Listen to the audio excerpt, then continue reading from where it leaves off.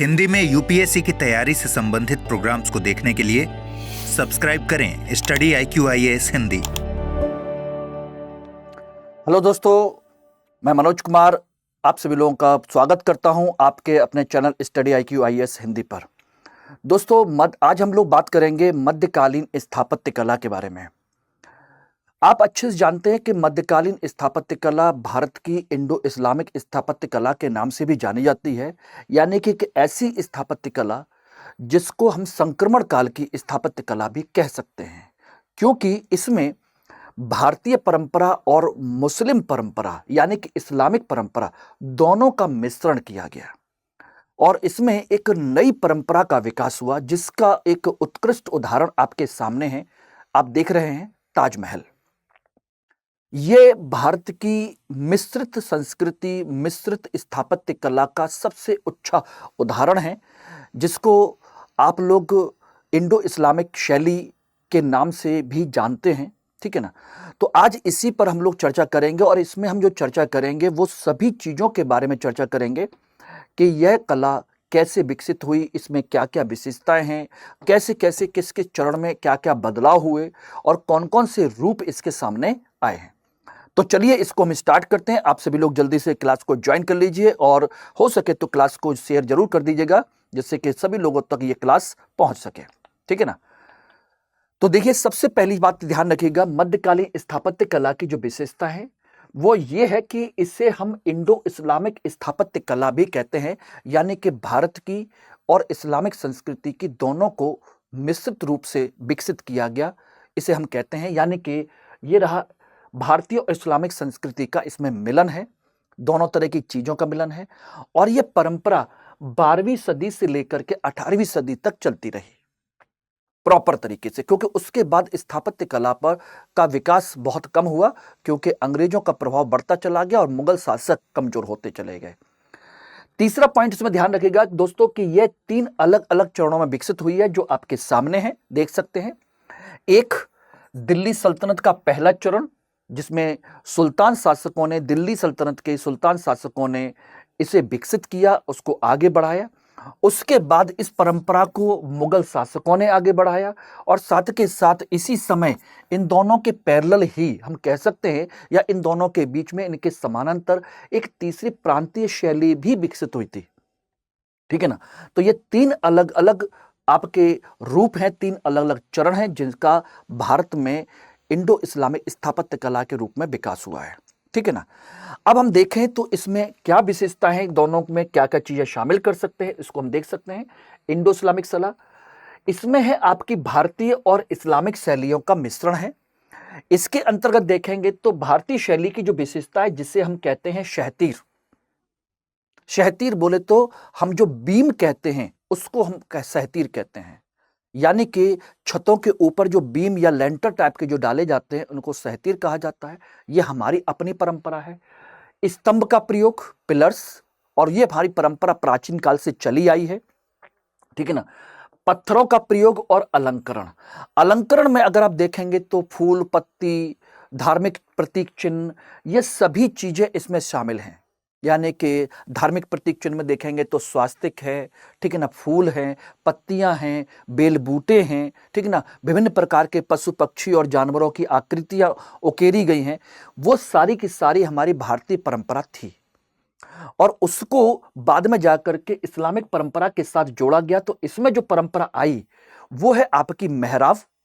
मेहराब बोले तो हम जिसे कह सकते हैं कि एक तरीके से ये दरवाजे के ऊपर इस तरीके से बनी हुई चीज, जो दरवाजा जो इस तरह का मेहराब वाला बनता है। एक गुंबद यानी कि स्ट्रक्चर ये रहा, आप जिसको आप देखते हैं, जानते हैं, स्ट्रक्चर ऊपर छत के ऊपर बना हुआ। ईंट और चूने का प्रयोग, विशेष तौर पर ईंटों को चिपकाने के लिए, उनको जोड़ने के लिए या प्लास्टर करने के लिए चूने का प्रयोग, और सुलेख, जिससे कि उस पर हम क्या कर सकें, आकृतियों को सजा सकें। यानी कि सुलेख का प्रयोग किया जाता है अलंकरण के लिए। तो ये आपकी परंपरा है किसकी, इस्लामिक शैली की, और बाद में जाकर के इन दोनों शैलियों का मिश्रण किया गया, जिसको हम लोग इस तरीके से देख सकते हैं। तो ये आप देख रहे हैं, ये है आपका सहतीर, यानी दरवाजे के ऊपर हम इस तरह का पत्थर रखते हैं, छतों के ऊपर रखते हैं। ये सहतीर आपकी बनी होती है जिससे कि हम छत को ढाल सकें, छत को मजबूत कर सकें। ये सहतीर है। ये हमारे स्तंभ की परंपरा है। भारतीय परंपरा के तहत ये स्तंभ हैं, आप देख रहे हैं। और ये प्राचीन काल के मंदिरों में आपने देखे भी होंगे। ये उदाहरण आप देख सकते हैं, कितने बेहतरीन अलंकृत आपके स्तंभों की परंपरा भारत की शैली में पहले से प्रचलित रहे हैं। और ये हमारी विशेषता है। क्लियर है? ये देखिएगा, ये भी आपके उसी के उदाहरण हैं। ये आप देख रहे हैं, ये ऊपर ये छत पर जो टिकी हुई है स्तंभ के ऊपर, ये है बेसिकली आपका सहतीर। और ये है आपके स्तंभ, अलंकृत स्तंभ। अलंकृत यानी कि इन पर देखेंगे तो विभिन्न प्रकार की मूर्तियां, प्रतीक चिन्ह, फूल, ये सब इसको अलंकृत किया जाता है, सजाया जाता है, तब जाकर के ये सारी चीजें बनती हैं। और ये आप देख ही सकते हैं सामने, नीचे से लेकर के ऊपर तक पत्थर का प्रयोग है। बेहतरीन उदाहरण है। जो हमारे मंदिरों की संरचना का निर्माण हुआ था वो इन्हीं शैलियों पर हुआ था। तो ये हमारे अपने भारत की भारतीय शैली की विशेषताएं हैं जो आप लोग ये इसमें देख सकते हैं। एवरीबॉडी,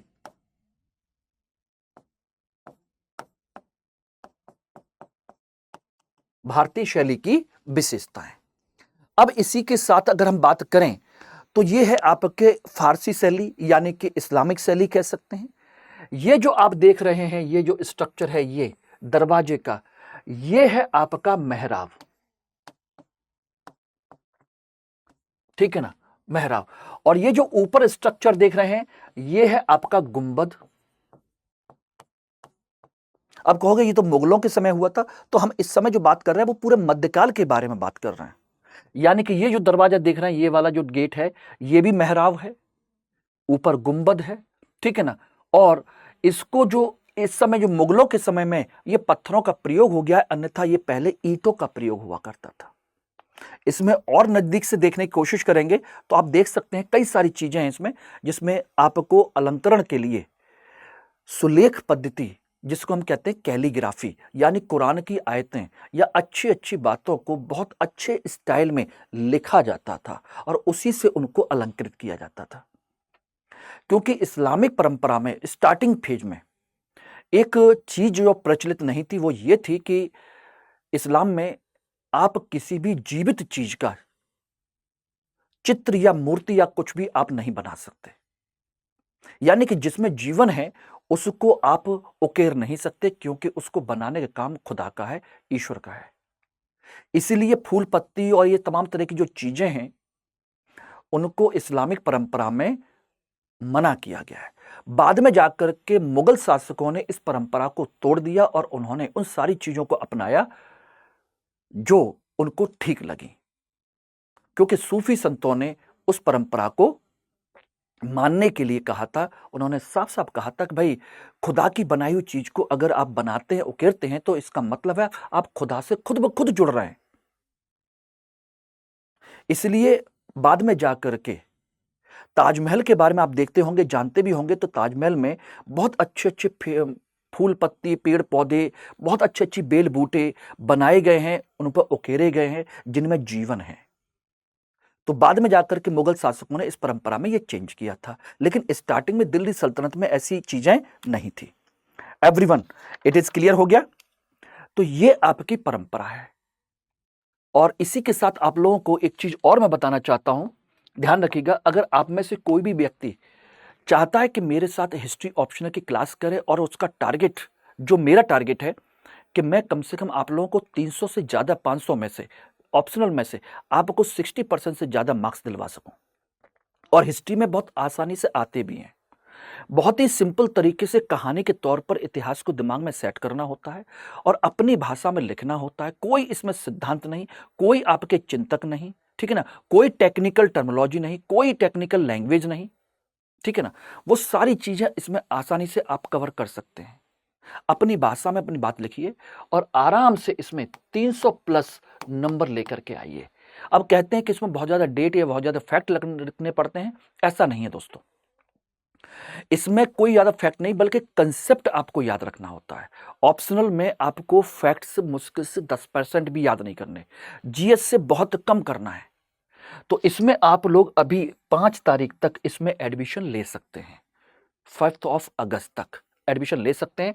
और इसमें MK लाइव कोड यूज करने के बाद ये बैच आपको मिल जाएगा 14,999 में। इसमें डेली आपकी 1 बजे क्लास होती है, ठीक है ना।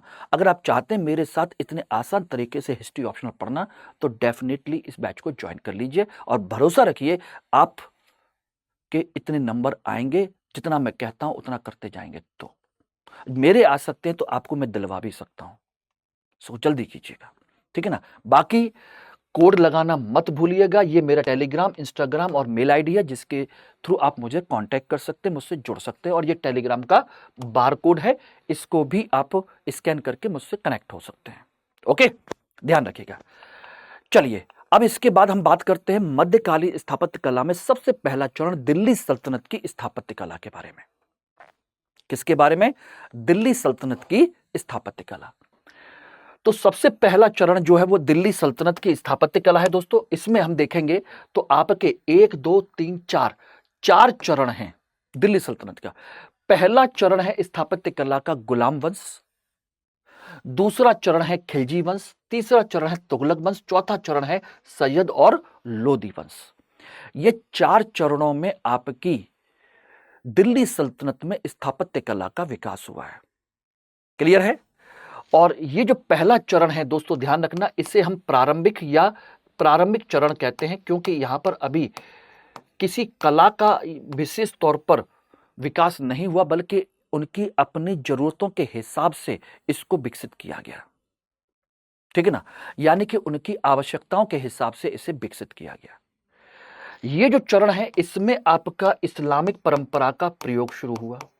इस्लामिक परंपरा का प्रयोग यहां से प्रॉपर तरीके से शुरू होती है। तीसरा चरण है, ये आपके मजबूत कला के रूप में आगे विकसित होती है, और ये आपका अलंकृत रूप है। कुछ हद तक कह सकते हैं अलंकृत प्लस नवीन संरचनाओं का रूप इस पीरियड में दिखाई देता है। कुछ नवीन चीजें दिखाई देती हैं, नए प्रयोग दिखाई देते हैं। तो इस तरीके से 4 अलग अलग चरणों में इसको विभाजित करते हैं, और एक एक करके इसको हम लोग समझने की कोशिश करेंगे, ठीक है ना। ध्यान रखिएगा। सबसे पहला चरण जो है वो है आपका गुलाम वंश का, जिनमें कुतुबुद्दीन ऐबक ने कुतुब मस्जिद, 2.5 दिन का झोंपड़ा और कुतुब मीनार का निर्माण करवाया। गुलाम वंश का जो चरण है, इसमें ध्यान रखिएगा दोस्तों कि इसके अंतर्गत जो किया गया है ये प्रारंभिक चरण है, ठीक है ना। और प्रारंभिक चरण इनकी आवश्यकता के अनुसार है, आवश्यकता के अनुसार, क्योंकि इन्हें यहां पर अपने लिए कुछ चीजों की आवश्यकता थी, इसलिए करवाया गया। और इसमें जो मुख्य सामग्री है, सामग्री कोई अलग से लेके नहीं आए, बल्कि भारतीय सामग्री को ही इन्होंने उपयोग किया है। मूलतः पुराने मंदिरों को तोड़कर इन्होंने बनाने की कोशिश की है, खासकर कुतुबुद्दीन ऐबक ने। ये ध्यान रखिएगा। इनमें देखिए सबसे पहली जो व्यवस्था है वो है कुब्बतुल इस्लाम मस्जिद। ये भारत की दिल्ली सल्तनत की पहली मस्जिद है। इसका निर्माण ध्यान रखिएगा, कुब्बतुल इस्लाम मस्जिद 27 मंदिरों को तोड़ करके बनाई गई। कुब्बतुल इस्लाम मस्जिद, ये ध्यान रखिएगा, 27 मंदिरों को तोड़ करके ये बनाई गई। दिल्ली में है, ठीक है ना। मंदिर तोड़े गए, दिल्ली में है, दिल्ली में मंदिर तोड़े गए, और उसके बाद इसको बनाया गया कुब्बतुल इस्लाम मस्जिद का। क्लियर हो गया एवरीवन? तो इस बात को ध्यान रखिएगा, पहली है। और ये कहां पर है? राय पिथौरा का जो किला है, यानी कि पृथ्वीराज चौहान का किला है, उसके बिल्कुल जस्ट बाद में, पास में ही है राय पिथौरा का किला। उसको कुछ ढांचा तोड़ा गया, वहां जैन मंदिर था, उसको तोड़ा गया, उसके बाद इसको बनाया गया, पहली मस्जिद। उसके पहले आपका 2.5 दिन का झोंपड़ा ये रहा, 2.5 दिन का झोंपड़ा, जिसको हम कह सकते हैं 2.5 दिन का झोंपड़ा। ये अजमेर में है और इसको भी 2-2.5 दिन के अंदर बनाया गया, यानी कि पुराना जो बीसल देव का किला था उसकी जो व्यवस्था थी उसको तोड़ करके इसको बनाया गया बीसल देव का, ठीक है ना। और तीसरी है कुतुब मीनार, ये रही, ये आपके महरौली के क्षेत्र में दिल्ली में मौजूद है। और कुतुब मीनार का कुतुबुद्दीन ऐबक ने, ध्यान रखना, ऐबक ने केवल 1 मंजिल बनवाई, ठीक है ना। उसके बाद इल्तुतमिश ने इसके 2 से लेकर के 4 मंजिल तक बढ़ाया, 4 मंजिल तक। और फिरोज शाह तुगलक ने FST, जिसे हम फिरोज शाह तुगलक कहते हैं, उसने 5वीं मंजिल बनवाई। यानी कि इस तरीके से 5 मंजिल इसकी बनाई गई, 1 2 3 4 5 हनी कॉम्ब टेक्नोलॉजी की तरह पर बनाई गई है। यानी कि इसका जो ढांचा है बिल्कुल ऐसा जैसे मधुमक्खी के छत्ते में जो सांचे बने होते हैं उसी तरीके के सांचे से बनाई गई है। हनी कॉम्ब टेक्नोलॉजी कहते हैं इसको, स्लेक्टाइट हनी कॉम्ब टेक्नोलॉजी, ठीक है ना। तो ये इस पीरियड में सबसे पहले ऐबक द्वारा बनाई गई बिल्डिंग्स हैं जिनको आप देख सकते हैं, ठीक है ना। उसके बाद देखेंगे इसी पीरियड में इल्तुतमिश है, सुल्तानगढ़ी का मकबरा, और ये भारत का पहला मकबरा है, भारत का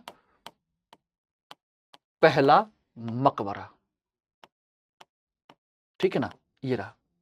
यानी कि सुल्तानगढ़ी का मकबरा जो है ये बेसिकली उसके बेटे इल्तुतमिश के बेटे नासुरुद्दीन महमूद का मकबरा है, ठीक है ना, ध्यान रखना। और इसमें पहली बार बुर्ज बनाया गया,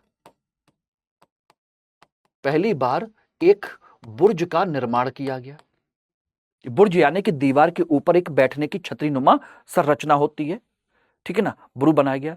इसी में आपके मेहराब का भी प्रयोग किया गया है, इसी में पहली बार प्रॉपर तरीके से मेहराब का भी प्रयोग है, ये रहे, ठीक है ना, ये ध्यान दीजिएगा मेहराब का। उसके अलावा एक मस्जिद और बनवाई जिसे जामा मस्जिद कहते हैं, बदायूं की जामा मस्जिद, और एक बनवाया अतरकीन का दरवाजा। ये इस पीरियड के आपके इल्तुतमिश के बने हुए ढांचे हैं जो इस समय आप देख सकते हैं। अतरकीन का दरवाजा है इस पीरियड में, और इसमें मेहराब, गुंबद, ये सब आपके बनाए गए हैं। पहली बार प्रॉपर तरीके से कुछ कुछ चीजें इस पीरियड में शुरू हुई। यानी कि इल्तुतमिश के समय में आपकी कह सकते हैं इस्लामिक परंपरा की शुरुआत होती है, इस्लामिक परंपरा की शुरुआत थोड़ी सी, जस्ट बिगिनिंग। और उसके बाद देखेंगे तो बलबन ने इसी पीरियड में इसी शैली से आप देखेंगे तो आपका बनवाया बलबन का लाल महल, ये बलबन का है। और बलबन का लाल महल देखेंगे तो मस्जिद भी है, वो आपका मकबर गुंबद भी है, कुछ ढांचा भी है, लेकिन इसमें जो शैली है वो भारतीय शैली ज्यादा दिखाई देती है बजाय इस्लामिक शैली के, क्योंकि समय उसको भी नहीं मिला ज्यादा, क्योंकि उसका प्रयोग कहीं दूसरी जगह पर था और उसका स्थापत्य की ओर ज्यादा झुकाव नहीं था, ठीक है ना, ये ध्यान रखिएगा। क्लियर है एवरीवन? तो ये हो गया आपका गुलाम वंश का। अब इसके बाद आता है दूसरा चरण जिसे हम कहते हैं खिलजी वंश का दूसरा चरण। और दूसरे चरण की विशेषता यह है कि ये जो चरण है ये इस्लामिक स्थापत्य के विकास का चरण माना जाता है, इस्लामिक स्थापत्य के विकास का चरण कहते हैं। यानी कि इस पीरियड में इस्लामिक परंपरा की थोड़ी सी ज्यादा विकास हुआ था, ठीक है ना। यानी कि इसमें प्रमुख परंपराएं इसी पीरियड में शुरू होती हैं प्रॉपर तरीके से। यानी कि इस्लामिक स्थापत्य कला की विशेषताएं स्पष्ट तौर पर यहां दिखाई देती हैं, पर विकसित हुई स्पष्ट तौर पर। और अलाउद्दीन खिलजी के देखेंगे तो एक है अलाई दरवाजा, ये रहा। और अलाई दरवाजे में आपके 3 द्वार हैं, 1 2 और इसके पीछे 3 गेट बनाए गए हैं, इसके अंदर 3 गेट हैं। और तीनों में बाकायदा बेहतरीन तरीके से 3 गेट में जो मेहराब है, मेहराब भी घोड़े की नाल के आकार की है, घोड़े के नाल की आकृति की है। जैसे घोड़े की नाल होती है उस तरीके से यूं बनी हुई, इस तरीके से घोड़े की नाल की आकृति की है। पूरा बेहतरीन इसका गुंबद भी पहली बार प्रॉपर तरीके से है। गुंबद प्रॉपर वैज्ञानिक विधि पर बना हुआ गुंबद है, ठीक है ना। इसमें टाइलों का प्रयोग किया गया है, चमकीली टाइलों का प्रयोग है, ठीक है ना। मेहराब प्रॉपर तरीके से है, गुंबद है, ठीक है ना, टाइलें हैं, ये सारी की सारी चीजें यहां पर प्रॉपर तरीके से उसमें मौजूद हैं। और ये बेसिकली जो गेट है, ये एंट्री गेट है कुतुब मीनार की तरफ जाने का, कुतुब मीनार का प्रवेश द्वार है ये। इसीलिए इसको कहते हैं अलाई दरवाजा। दरवाजा बोले तो किसका दरवाजा? कुतुब मीनार के पास जाने का अलाउद्दीन खिलजी द्वारा बनाया गया दरवाजा, ठीक है ना। दूसरा बिल्डिंग है आपकी सीरी फोर्ट, ये आपकी ये रही सीरी फोर्ट का किला, जिसको अलाउद्दीन खिलजी ने मंगोलों से आक्रमण से बचने के लिए इसका निर्माण करवाया था। तो ये पहली बिल्डिंग है जो इस्लामिक विधि पर स्थापित की गई, पूरी तरह इस्लामिक विधि पर स्थापित पहली बिल्डिंग है ये, पूर्णतः इस्लामिक परंपरा पर आधारित, ठीक है ना।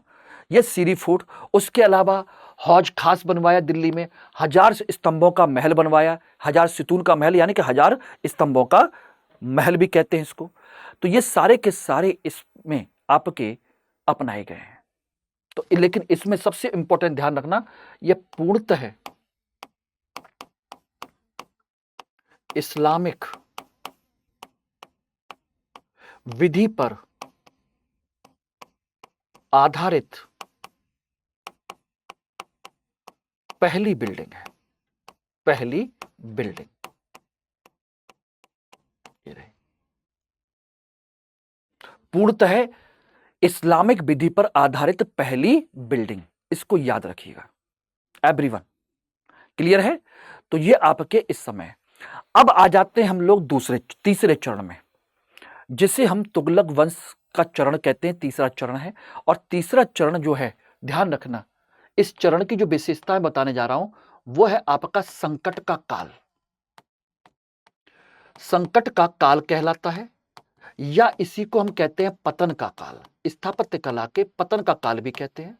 हालांकि दिल्ली सल्तनत का पतन भी इसी पीरियड में शुरू हो गया था, जब मोहम्मद बिन तुगलक के समय में नए नए राज्यों का गठन शुरू हुआ था, उसी समय, ठीक है ना।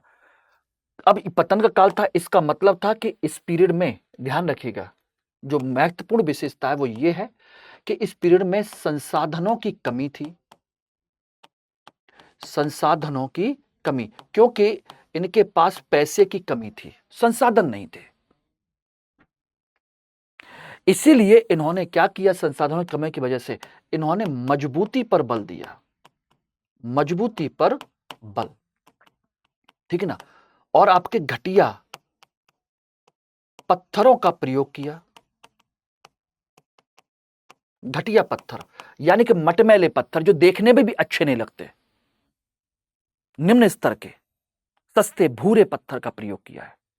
और एक जो सबसे महत्वपूर्ण विशेषता वो ये है, एक तो ये रहा, दूसरी ये रही, तीसरी खास बात यह है कि इसमें ढलवा दीवारें बनाई गई हैं, ढलवा दीवारें, जिन्हें हम कहते हैं सलामी दीवारें कहते हैं,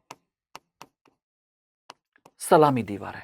इसका मतलब क्या है, ये जो देख रहे हैं आप ढलान नुमा दीवारें, सीधी नहीं बल्कि हल्की तिरछी, यहां पर भी देखेंगे तो आपको तिरछी ही दिखेंगी ये इस तरीके से। तो यानी कि इनके किले और इनकी सारी चीजों का जो दीवारों का स्ट्रक्चर है वो हल्का सा तिरछा है, इनको हम कहते हैं सलामी या ढलवा दीवारें कहते हैं। एक चौथी विशेषता और भी है, ऊंचाई पर भवनों का निर्माण किया गया है। चौथी विशेषता है ऊंचाई पर भवनों का निर्माण, यानी कि पहाड़ियों पर जाकर के, क्योंकि इनके पास इतना पैसा नहीं है कि जमीन पर समतल भूमि पर ऊंची बिल्डिंग बना सकें, इसलिए पहाड़ी के टीले पर जाकर के वहां बिल्डिंग बनाते हैं,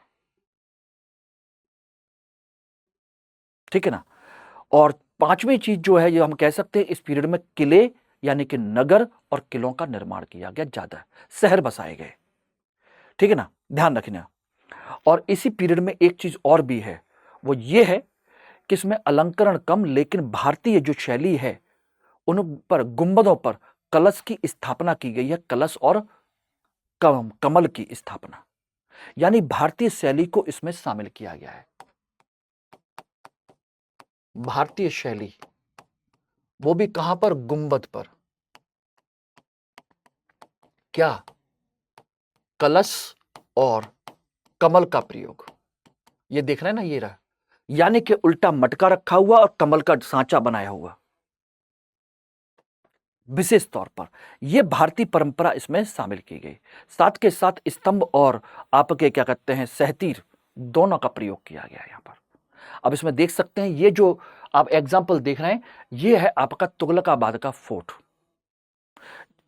ग्यासुद्दीन का मकबरा, इसके बीच में देख रहे हैं, ग्यासुद्दीन का मकबरा, तुगलकाबाद का किला, ये सब है इसमें।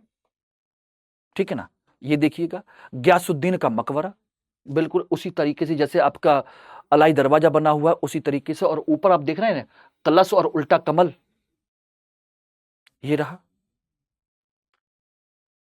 ठीक है ना, ये है आपका आदिलाबाद का फोर्ट, आदिलाबाद, ये बनाया गया, आदिलाबाद का फोर्ट कह सकते हो, ये रहे। उसके अलावा बहुत सारे हैं। आदिलाबाद का फोर्ट बनवाया, ये बनवाया मोहम्मद बिन तुगलक ने, मोहम्मद बिन तुगलक ने इसका निर्माण किया। ठीक है ना, तो इसको आप देख लीजिए। इसके अलावा जहांपनाह नगर, फिरोज शाह कोटला, निजामुद्दीन औलिया का मकबरा, बारह खंबा मस्जिद, खिड़की मस्जिद, खाने जहां तेलंगानी का मकबरा, इन सब के बारे में हमको यहां पर जानकारी मिलती है। यह है आपके खाने जहां तेलंगानी का मकबरा, प्रथम अष्टकोणीय मकबरा कहते हैं इसको, अष्टकोणीय मकबरा। अब अष्टकोणीय मकबरा मतलब, ध्यान दीजिएगा, जैसे आपका ये रही बिल्डिंग, ये रही, ये रही, ये है, ये है, ये है, और इस तरीके से ये रही 8 कोण वाली बिल्डिंग। बाकायदा 8 कोण के ऊपर छोटी छोटी मीनारें, गुंबद, और बाकायदा वही सेम शैली, एक साथ दो दो गुंबद हैं, ये देख रहे हैं ना, ये रहे, गुंबद भी हैं, छोटे छोटे गुंबद भी हैं और विशाल गुंबद भी है। खाने जहां तेलंगानी का मकबरा।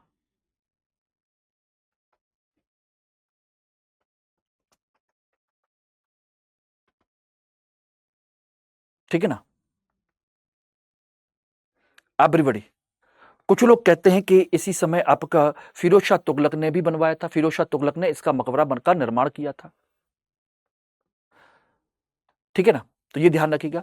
और चौथा चरण जो है वो है सैयद और लोदी वंश का। इसके समय में ज्यादा कुछ नहीं हुआ। इस पीरियड के जो एग्जाम्पल है, मोहम्मद शाह सैयद का मकबरा, बहलोल लोदी और सिकंदर लोदी का मकबरा, मौठ की मस्जिद और 3 गुंबद की बिल्डिंग। ठीक है ना, ये है। और इसमें बहलोल और सिकंदर लोदी का मकबरा की खास बात यह है कि यह दोहरे गुंबद की बिल्डिंग है, दोहरा गुंबद, यानी कि एक गुंबद के ऊपर दूसरा गुंबद, इस तरीके से दोहरा गुंबद, ये रहा।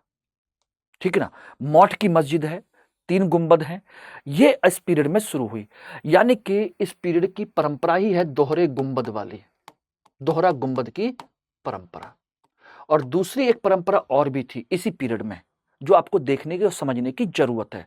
और वो परंपरा क्या है, उद्यान परंपरा, क्योंकि ये अफगान ही है और अफगानों की परंपरा होती है गार्डन में इसको प्रॉपर तरीके से बनाना, यानी कि 4 बाग शैली की परंपरा, एक तरीके से हम कह सकते हैं।